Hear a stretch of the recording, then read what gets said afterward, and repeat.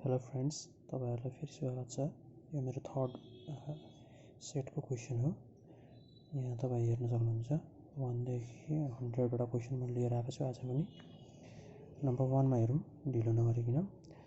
The technique of finding fair price in existing building property is known as valuation. यसको answer हुन्छ 1 को D हुन्छ भनेपछि। त्यसैगरी 2 को चाहिँ तपाई annual periodic payments made for repayment capital investment is known as annuity हो। यो नम्बर 2 को बी एन्सर भयो। त्यसैगरी नम्बर 3 को एन्सर तपाईलाई the specific weight of reinforcement cement concrete 2500 kg per cubic metre हो। 25,000 और मेबी 24,000 पनि भए पनि तपाईले टिक लाउँदा हुन्छ। त्यसैगरी नम्बर 4 को unit of measurement of reinforcement steel and iron work is taken in terms of kilogram KG metric ton जे दिएको भए तपाईँ त्यसमा टिक हान्दा हुन्थ्यो। 4 को डी भयो। Free hand sketch is normally used for concept. यो कन्सेप्टको लागि फ्री ह्यान्ड स्केच गर्छ। नम्बर 6 मा भन्दा measurement of standard A3 size drawing sheet in MM is. यो मैले अस्तिको भिडियोमा नै भनेको थिएँ। हाम्रो प्रत्येक तपाईहरुले डिफ्रेन्ट साइज अफ पेपरहरुको चाहिँ तपाईले डाइमेन्सन याद गर्नु भने राम्रो हुन्छ। जस्तै A3 को लागि चाहिँ हाम्रो 297 × 420 भयो। 7 number question the which of the following is not a drawing hand tool भनेपछि हाम्रो ड्रइङ ह्यान्ड टुल भनेपछि हातले युज गर्ने, हातको लागि नर्मली युज हुने भनेको हाम्रो युज नहुने एलिडेट भयो। 7 को ए भयो। त्यसैगरी 8 को अर्थोग्राफिक प्रोजेक्सन मिन्स भनेको पनि 8 को ए भयो, 90 डिग्री हो। त्यसैगरी 9 को working drawings is prepared not for specification. Working ड्रइङमा चाहिँ स्पेसिफिकेसन हुँदैन हाम्रो, अरू सब हुन्छ। Bill of quantities estimation layout. 9 को डी भने चाहिँ 10 को तपाईलाई फेरि French curves are use to draw irregular curves. Regular curves चाहिँ होइन, इरेगुलर कर्ब्सलाई फ्रेन्च कर्ब युज गरिन्छ। 10 को सी हो भनेपछि तपाईलाई 11 को the proportion by which the actual size of an object is enlarge और reduce in drawing in simply known as. यो चाहिँ तपाईलाई स्केल भयो। 11 को बी। अब 12 नम्बरमा जाउँ। 12 नम्बरमा जाँदा के भन्छ the method of preparing perspective view of an objective is भनेको भ्यानिसिङ पोइन्ट मेथड भयो। 12 को बी। 13 को new free hand sketching can be done only when one has good practice भएपछि तपाईँलाई 14 को बी हो answer. Proper proficiency, proper patience, proper profession केही होइन। 13 को बी भनेपछि 14 को circles of small radio are drawn by means of bow compass होइन। 14 को बी भयो। The optical square is use to measure angles by. यसमा चाहिँ तपाईँलाई के हुन्छ भन्दाखेरि दुईवटा खास गरी रिफ्लेक्सन हो होइन, तर यसमा युज चाहिँ डबल रिफ्लेक्सन भएकोले चाहिँ हाम्रो 15 को ए हुन्छ। यदि 15 को यदि डबल रिफ्लेक्सन नदिएको खण्डमा रिफ्लेक्सन मात्रै दिएको भए चाहिँ तपाईँ हामीले रिफ्लेक्सनमा टिक लाउँदा हुन्छ, तर 15 को ए टिक हान्नु होला। त्यसै गरी 16 नम्बर क्वेसनमा चाहिँ instrument use for setting out of an offset at a right angle is called भनेको चाहिँ open cross staff. Open cross स्ट्यापले चाहिँ 90 डिग्रीमा चाहिँ तपाईँलाई राइट एङ्गल 90 डिग्रीमा चाहिँ सेटिङ आउट गर्नको लागि युज हुन्छ। अब फ्रेन्च क्रस स्ट्याफको पनि काम हुन्छ हो त्यो, तर त्यो चाहिँ तपाईँलाई 45 डिग्री र 9 डिग्रीको लागि हो। त्यसैले यो त्यो भयो होइन। अनि त्यसैले 16 को चाहिँ बी भयो एन्सर। 17 को बेन्चमार्क आर फिक्स्ड बाई यो स्पिरिट लेभलिङ। यो स्पिरिट लेभलिङ चाहिँ नबिर्सिनु होला। ब्यारोमेट्रिक भनेको त हाम्रो त अब प्रेसरको लागि भयो होइन। यो चाहिँ अब अप्सन राइटै भयो होइन, त्यसैले हाम्रो डी भयो। यसरी हामीले एलिमिनेट गरेर पनि चेक गर्न मिल्छ नि। ट्रिग्नोमेट्री लेभलिङ भनेको हाम्रो बेग्लै भयो। यो तपाईँले होरिजोनल डिस्टेन्स र एङ्गल लिएर भर्टिकल एङ्गल लिएर हाम्रो होरिजोनल लेभल निकालिन्छ होइन। त्यसरी 18 को चाहिँ तपाईँलाई अब the sensitivity of the bubble tube can be increase. यो अर्को सेटमा पनि हाम्रो अगाडिको सेटमा पनि आइसकेको थियो होला क्वेसन। यस तपाईँले increase the diameter of the tube, यो ठिक छ होइन। 18 को डी। त्यसै गरी 19 को the method most suitable for plotting in hill areas भने चाहिँ यो चाहिँ इन्टरसेक्सन भयो। अब रेडिएसन भनेको तपाईँलाई अब एक्सेसेबल पोइन्टको लागि हो। अब रिसेक्सन भनेको तपाईँलाई इनएक्सेसेबल पोइन्टको लागि भयो होइन। त्यसलाई 19 को सी भयो। The type of level normal use in hill area यो एभनी लेभल हो होइन। यो हामीले एभनी लेभल युज हुन्छ। यो खास गरी वाटरको प्रोजेक्टहरूमा पनि हुन्छ, नर्मली हिल एरियाहरू युज हुन्छ। त्यसै 21 को chain is distance measure for along a chain line गरिन्छ। यसमा नजोकिनु होला। 21 को बी, 21 को B. Cadastral map is a map having. तपाईँले कति ठाउँमा स्मल स्केल पनि पाउनुहुन्छ, तर यो लार्ज स्केल हो।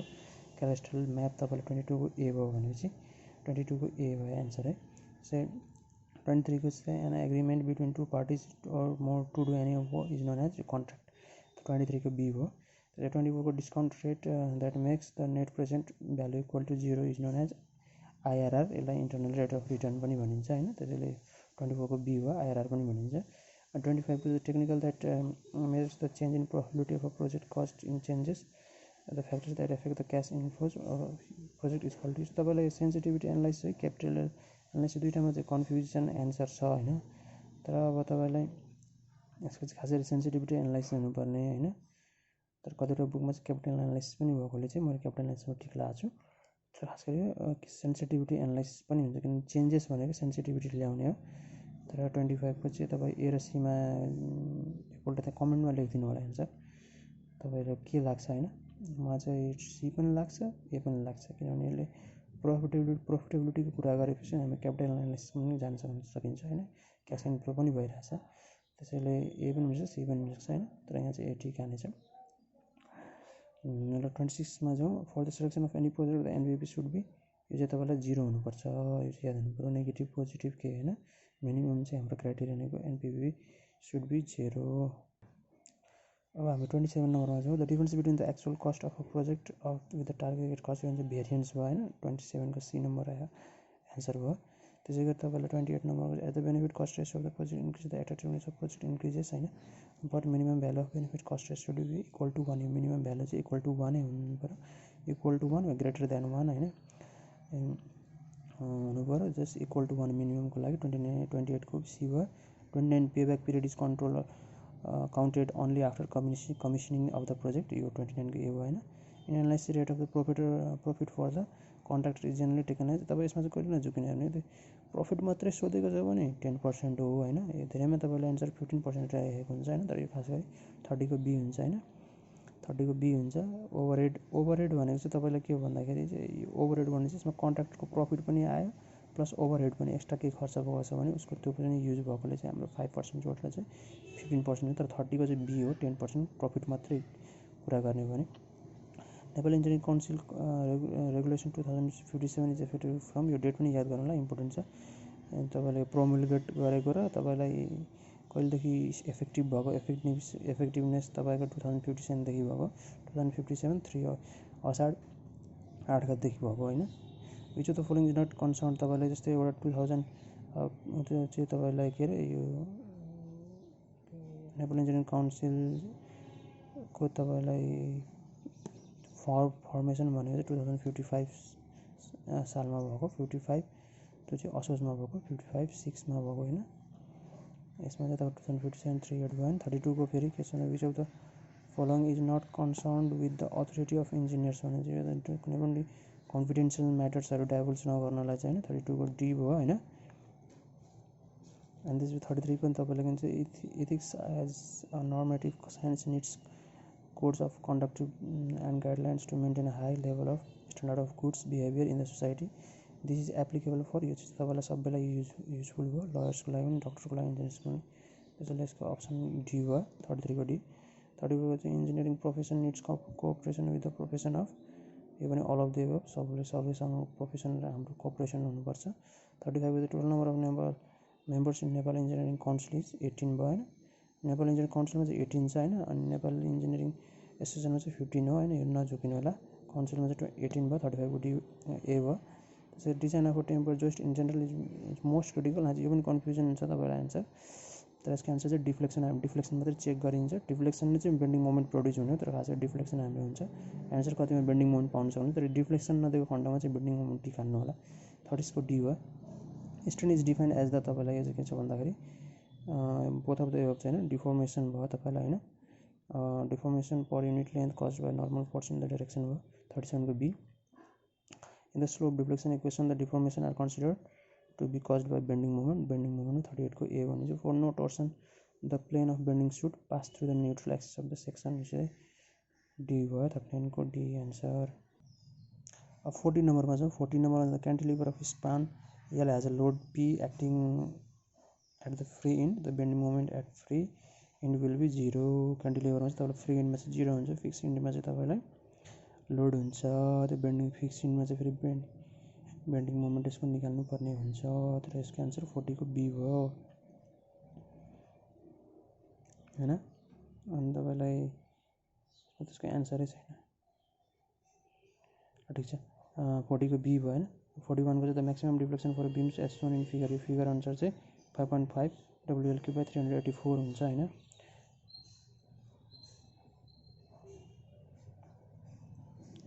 41 को सी हुन्छ। 42 को for finding forces in the member of truss by the graphical method, the forces by Maxwell भयो हैन, यो तपाईँलाई म्याक्सवेल मेथडबाट भयो। 43 को डी भनेपछि 42 को डी हैन, the acceptable limit for the safety and serviceability required before the failure is limit state, यो डी भयो। 43 को डी भयो हैन। 44 को चाहिँ के भन्दाखेरि the floor slab of building supported reinforcement the ratio of end and intermediate is 0.9 हुन्छ। 44 को डी भनेपछि 45 को चाहिँ double reinforcement SSB miss provided with the now option C हो, reinforcement in compression zone as well.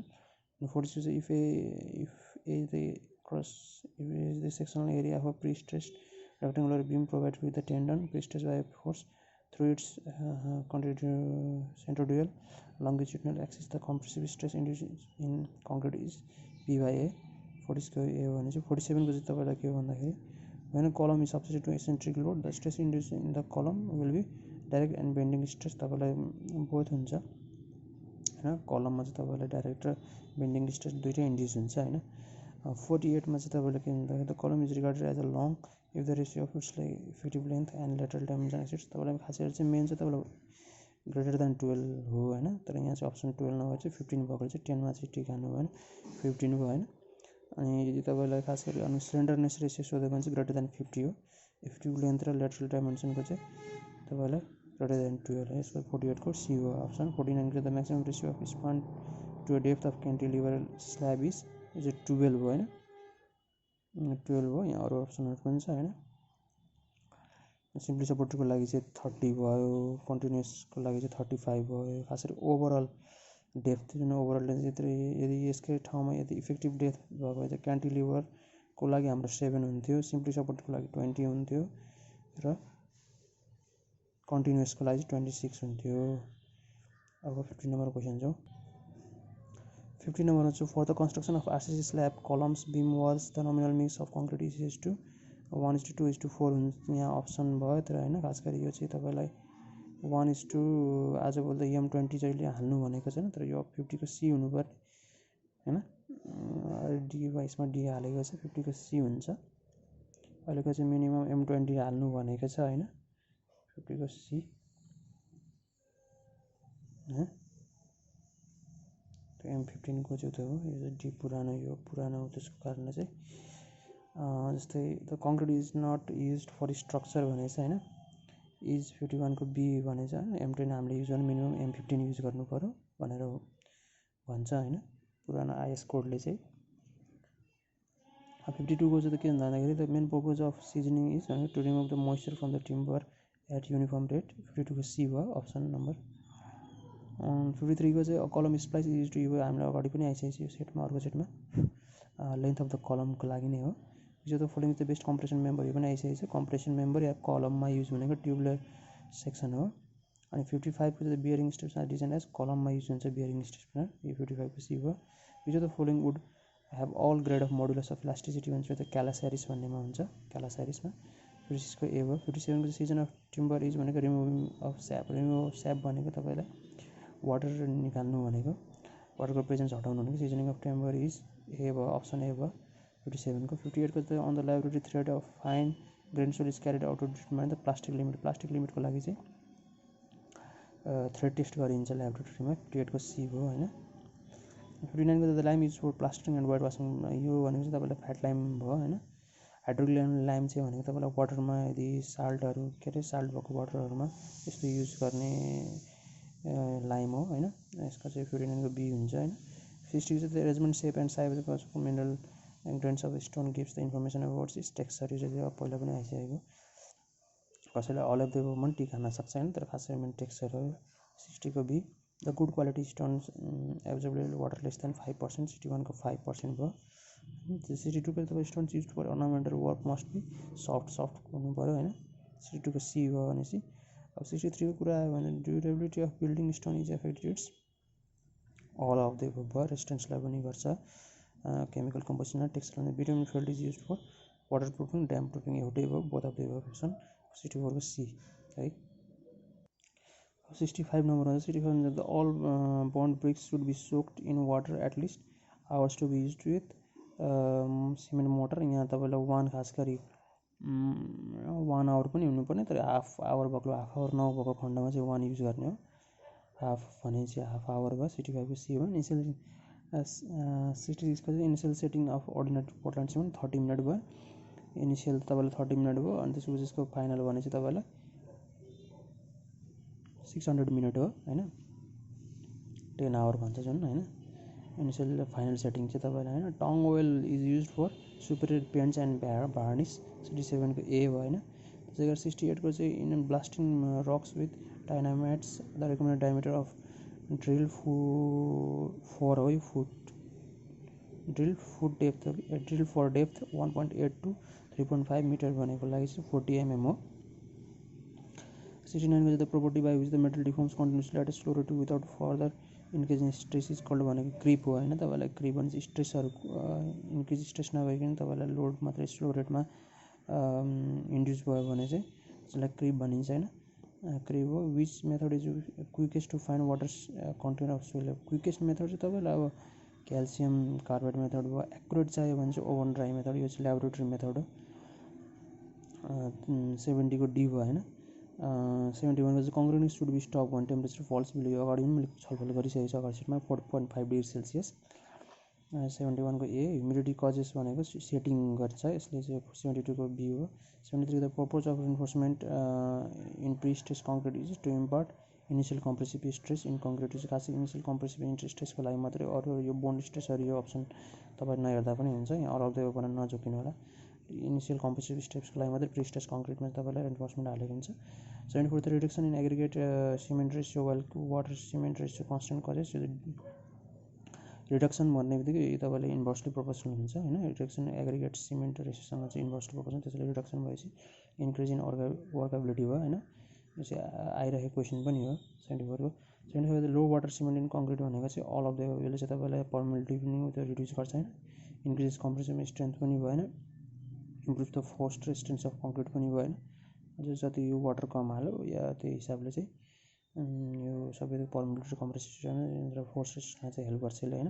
त्यसैले 76 नम्बरमा जान्छ। 76 plaster of Paris is obtain by gypsum, यो अगाडि पनि आइसकेको छ क्याल्सिनेसन अफ जिप्सम, मैले अगाडि पनि कुरा गरिसकेको छु। 76 को डी भएन। 77 को चाहिँ concrete mix of grade M25 means that the compressive strength of 15 cm cubes at 28 days after mixing is 25 Newton per mm square भयो। यसको 25 को 25 भयो होइन। अनि तपाईँलाई 28 को स्ट्रेन्थ त्यति भयो होइन।